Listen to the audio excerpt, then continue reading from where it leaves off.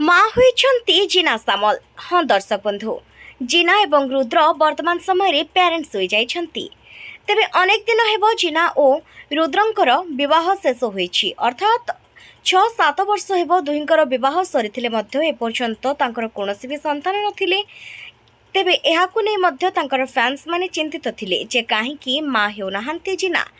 एनै जिना कहिथिले जे से किछि समय पर माँ हेबे, अर्थात जेतेबेले कोविड समय से लाइव आसीथिले कहिथिले कि वर्तमान आमे मध्य बंचिबा कष्टकर, तेणु करी गोटे नुआ जीवन को बाहर को आनी तांको काहेकि हैरान करिबा।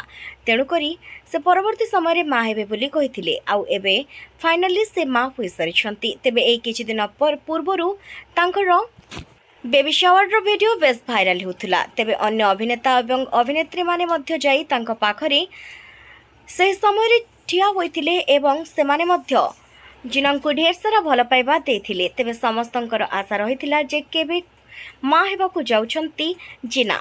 तेबे वर्तमान समय रे जिना माँ होई सारिछन्ती। तेबे तांकर एक कन्या संतान जात होइछन्ती। निहाती भाबरे एते दिन परे माँ हेबा परे जिना और रुद्र एवं तांकर पूरा परिवार बेस खुशी अछन्ती।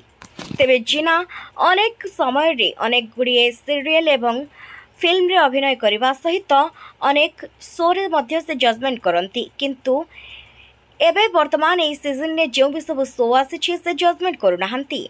और कहीं से माँ हेबाकु जाउथिले आ वर्तमान समय रे माँ होइछन्ती। तेणु करी से सबुठारु टिकिए दूरे रहिथिले।